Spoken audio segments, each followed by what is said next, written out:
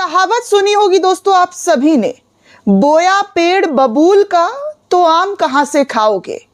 जब आपने कांटेनुमा पेड़ को बोया है तो आम खाने की इच्छा आप वैसे भी नहीं कर सकते हैं। ठीक पिछले 11 सालों से अगर आप बीजेपी के शासन को देखेंगे तो सिर्फ और सिर्फ उनके शासन पर यह आरोप लगता रहा है हिंदू और मुसलमान, हिंदू और मुसलमान, हिंदू मुसलमान की राजनीति इस पार्टी के जरिए हमेशा से की जाती रही है। ऐसे ही प्रधानमंत्री नरेंद्र मोदी जी के खिलाफ सुप्रीम कोर्ट में याचिका दाखिल की गई है। किसी और ने नहीं बल्कि प्रधानमंत्री नरेंद्र मोदी जी के अपने ही लोगों ने मोदी जी के खिलाफ सुप्रीम कोर्ट के अंदर दावा किया जा रहा है कि याचिका दाखिल की गई है और इस याचिका में एक बड़ा खुलासा हुआ है। हमारे साथ वरिष्ठ पत्रकार मौजूद है, आप पहले उनकी इस रिपोर्ट को देखिए। कहावत सुनी होगी दोस्तों आप सभी ने, बोया पेड़ बबूल का तो आम कहां से खाओगे। जब आपने कांटेनुमा पेड़ को बोया है तो आम खाने की इच्छा आप वैसे भी नहीं कर सकते हैं। ठीक पिछले 11 सालों से अगर आप बीजेपी के शासन को देखेंगे तो सिर्फ और सिर्फ उनके शासन पर यह आरोप लगता रहा है हिंदू और मुसलमान, हिंदू और मुसलमान, हिंदू मुसलमान की राजनीति इस पार्टी के जरिए हमेशा से की जाती रही है। ऐसे ही आरोप तमाम लोगों के जरिए, विपक्षी दल नेताओं के जरिए लगाए जाते रहे हैं। लेकिन अब एक ऐसी खबर, एक ऐसी जानकारी निकलकर सामने आई है जिसके जद में खुद प्रधानमंत्री नरेंद्र मोदी आ गए। जी हाँ, आप सोच रहे होंगे कि मैं किस चीज की बात कर रही हूँ, तो मैं आपको बता दूं कि हमारे माननीय प्रधानमंत्री नरेंद्र मोदी के खिलाफ सुप्रीम कोर्ट में एक याचिका दाखिल कर दी गई है। यह याचिका क्यों और किस वजह से दाखिल की गई है इस पूरे रिपोर्ट में बताने वाली हूं। साथ में कई अहम जानकारी भी आपको साझा करूंगी। लेकिन सबसे पहले आपको बता दूं कि अभी 25 दिसंबर को क्रिसमस होने वाला है और क्रिसमस को लेकर तमाम तैयारियां जोरों शोरों से चल रही है। लोग कहते थे कि भैया हिंदू और मुसलमान को लड़वाओ, जो नफरती गैंग है, लेकिन अब तो वो ईसाई धर्म से भी नफरत कर रहे हैं। ईसाई धर्म से भी जो पवित्र स्थल है, जो चर्च है, उन पर भी हमले हो रहे हैं। ये भी किसी से छुपा हुआ नहीं है। लेकिन चलिए आपको बता दूं कि हमारे देश के जब प्रधानमंत्री ऐसे मामले में चुप हो जाते हैं, खामोशी इख्तियार कर देते हैं, एक नफरती तथा कथित वर्ग को इससे सह मिलता है। और यही वजह है कि आज खुद प्रधानमंत्री नरेंद्र मोदी इसके जद में आ गए हैं। दोस्तों, अजमेर शरीफ दरगाह पर चादर चढ़ाने को लेकर हमेशा से तमाम राजनीतिक दलों की तरफ से चादर पेश जो है किया जाता है। हर प्रधानमंत्री के जरिए अजमेर दरगाह में जो है चादर भेजा जाता है चादर पेशगी के लिए। इस बार भी ऐसा ही हुआ। जब प्रधानमंत्री नरेंद्र मोदी की तरफ से अजमेर दरगाह के लिए चादर भेजा गया तो कुछ नफरती संगठनों को इससे आपत्ति दर्ज हुई। आपत्ति दर्ज हुई, बिल्कुल सही सुन रहे हैं। कुछ नफरती तथा कथित संगठन को इससे आपत्ति हुई और आपत्ति दर्ज कराने के लिए ये लोगों ने सुप्रीम कोर्ट का दरवाजा खटखटा लिया। हालांकि सुप्रीम कोर्ट में इस याचिका को लेकर क्या कुछ कहा गया है इस पर भी मैं आपको बताऊंगी और कौन से बेंच ने इस पूरे मामले पर सुनवाई की है वो भी आपको जानकारी दूंगी। लेकिन आप सोचिए कि नफरत का बोलबाला किस कदर बढ़ चुका है कि हमारे देश के प्रधानमंत्री खुद चादर पेशगी करने के लिए जो है अजमेर दरगाह भेजते हैं तो उसको लेकर कुछ लोगों को, कुछ नफरती लोगों को दिक्कत हो जाती है। प्रधानमंत्री नरेंद्र मोदी जी, मैं आपसे बस यही कहना चाहूंगी कि पिछले कुछ सालों में अगर आपने इन नफरतों को रोक दिया होता, इन नफरतियों पर लगाम लगा दिया होता तो आज ऐसी स्थिति, आज ऐसी नौबत देखने सुनने को नहीं मिल रही होती। आप स्वयं प्रधानमंत्री हैं, इस देश पर शासन करते हैं, इस देश पर राज्य करते हैं। आपके खिलाफ भी याचिका दाखिल की जा रही है। समझिए, ये आपके भी सगे नहीं है। इनके अंदर इतनी नफरत, इतनी कुंठा एक धर्म को लेकर है कि इस धर्म का नाम अगर कहीं से भी आ जाए तो बस ये नफरत करना शुरू कर देते हैं। और आज वही हो रहा है। नफरत की आग में ये लोग जल भुन रहे हैं। ऐसे ज़ॉम्बीज़ बन चुके हैं कि इनको सोचने समझने की क्षमता खत्म हो चुकी है। अजमेर दरगाह सबकी मान्यता की जगह है, बिल्कुल, चाहे वो हिंदू हो, मुस्लिम हो, तमाम धर्म के लोग मान्यता रखते हैं अजमेर दरगाह में। हर साल हजारों लाखों की तादाद में वहां पर लोग जाते हैं जियारत करने के लिए, चादर चढ़ाने के लिए। लेकिन जब ऐसी स्थिति देखने को मिले देश में, तो आप समझिए कि हमारे देश में नफरत कहां से कहां तक पहुंच चुका है और किस लेवल तक पहुंचा है कि खुद प्रधानमंत्री नरेंद्र मोदी के खिलाफ याचिका जो है दाखिल करने से ये नफरती गैंग जो है नहीं रुक पा रहे हैं। ये लोग सुप्रीम कोर्ट तक पहुंच जा रहे हैं। दरअसल दोस्तों, एक रिपोर्ट सामने आई है। इस रिपोर्ट में कहा जा रहा है कि प्रधानमंत्री नरेंद्र मोदी की ओर से अजमेर शरीफ दरगाह के लिए चादर भेजे जाने के खिलाफ सुप्रीम कोर्ट में एक अर्जी दाखिल की गई थी। चीफ जस्टिस, जी हाँ, देश के मुख्य न्यायाधीश जस्टिस सूर्यकांत और जस्टिस जयमाल्या बख्शी की अदालत ने ये अर्जी पेश की, जिस पर तत्काल सुनवाई करने की मांग को बेंच ने फिलहाल खारिज कर दिया है।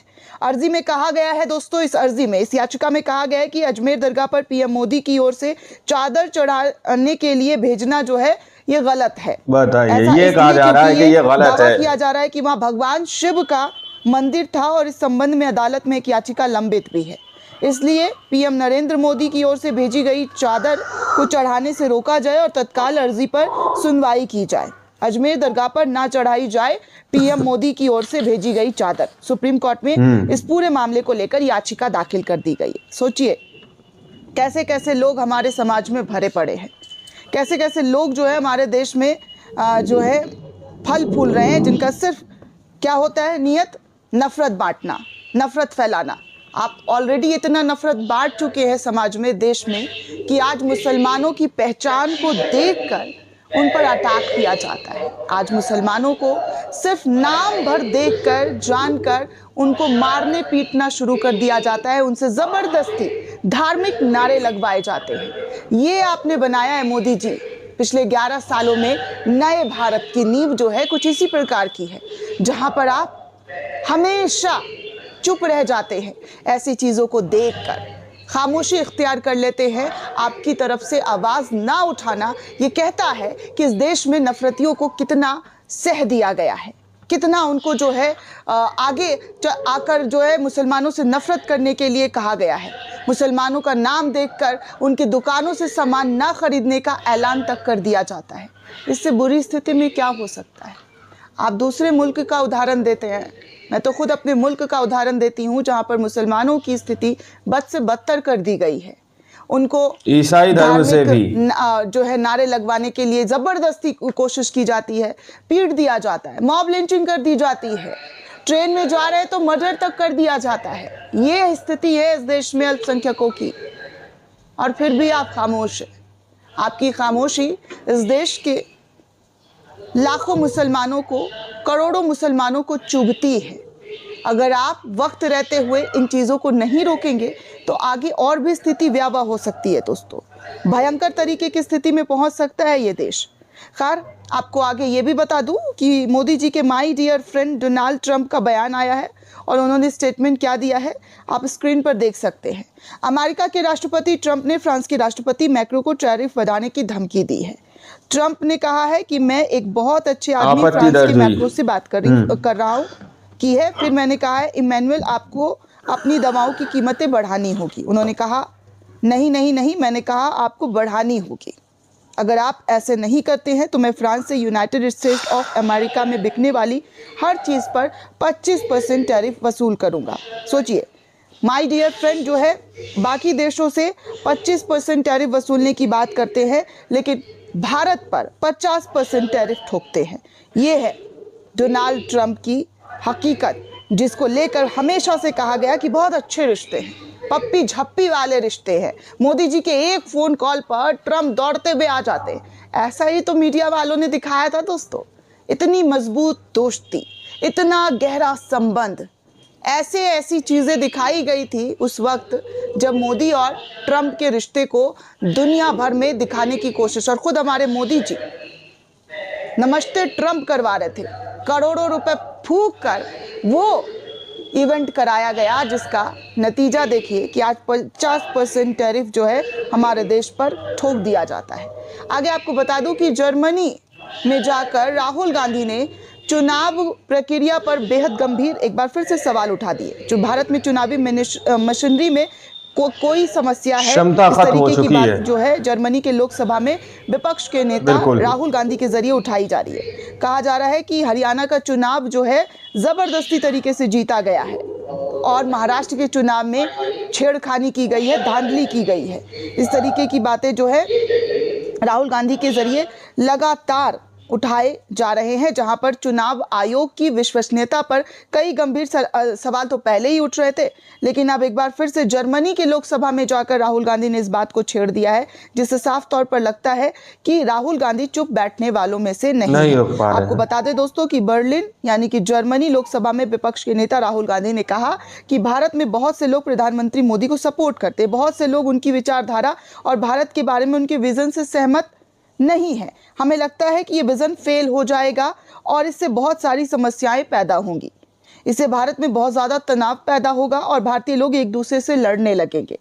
हम इससे लड़ेंगे, ये भारत के दो विजन के बीच टकराव का मामला है। इस तरीके की बातें जो है राहुल गांधी के जरिए जर्मनी के लोकसभा में उठाई गई चीज़ें हैं, जो अब एक ऐसा मुद्दा बनकर ये कहा जा रहा है कि ये गलत है। जहाँ पर चुनावी प्रक्रिया को लेकर लगातार लोगों के मन में जो है सवाल खड़े होते हैं कि आखिर चुनावी प्रक्रिया के दौरान जिस तरीके की घटनाएं देखने को मिलती है और चुनाव आयुक्त जो हमारे ज्ञानेश कुमार हैं, उनको लेकर भी कई सारे सवाल खड़े होते हैं। जब सत्ता पक्ष का मामला आता है तो वो चुप क्यों हो जाते हैं, वो वैसी कार्रवाई क्यों नहीं कर पाते हैं जो विपक्ष को लेकर हमेशा से किया गया है। मतलब आप पिछले चुनाव आयोग की अगर कुछ साल पहले की बात की जाए तो बड़ी निष्पक्षता की मतलब उनको लेकर बात की जाती थी, दाद दी जाती थी कि भैया किसी को जो है बख्शा नहीं जाता था, एक्शन लिया जाता था।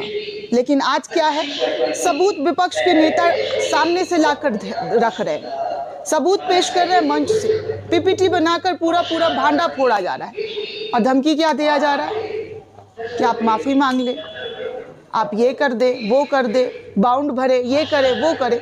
अरे भैया, जो सवाल आपसे पूछा गया उन सवालों का सीधा साफ सुथरा जवाब दे दीजिए, जनता भी संतुष्ट, आप भी संतुष्ट और विपक्ष के मुंह पर भी ताला लग जाएगा। दोस्तों, इस पूरे रिपोर्ट को लेकर आप क्या सोचते हैं, आपकी क्या प्रतिक्रिया, हमें कमेंट करके ज़रूर बताइएगा। साथ ही साथ चैनल को ज़्यादा से ज़्यादा लाइक, शेयर और सब्सक्राइब करना बिल्कुल भी ना भूलें। शुक्रिया दोस्तों, जय हिंद। दोस्तों, आप लोगों ने इस वीडियो को शुरू से आखिर तक देखा। वीडियो के अंदर साफ तौर पर बात की गई है कि किस तरीके से सुप्रीम कोर्ट के अंदर याचिका सिर्फ और सिर्फ इसलिए दाखिल की गई है कि प्रधानमंत्री नरेंद्र मोदी जी की जो चादर है, जो अजमेर शरीफ को भेजी जा रही है अजमेर की दरगाह पर चढ़ाने के लिए, वो चादर अजमेर की दरगाह पर ना चढ़ाई जाए। जरा सोचिए, इस तरीके से देश के अंदर से तस्वीरें सामने निकल के आ रही हैं।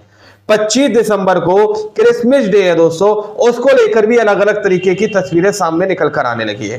दावा किया जा रहा है कि जो लोग सेंटा क्लॉस वाले कपड़े बेचते हुए नजर आ रहे हैं, गरीब लोग फुटपाथ पर जो ड्रेसेस बेचते हुए नजर आते हैं, उन्हों की दुकानों को हटाने का प्रयास किया जा रहा है, उन लोगों की दुकानों को हटाया जा रहा है। सीधे तौर पर यह कहा जा रहा है कि ये यहां पर नहीं चलेगा।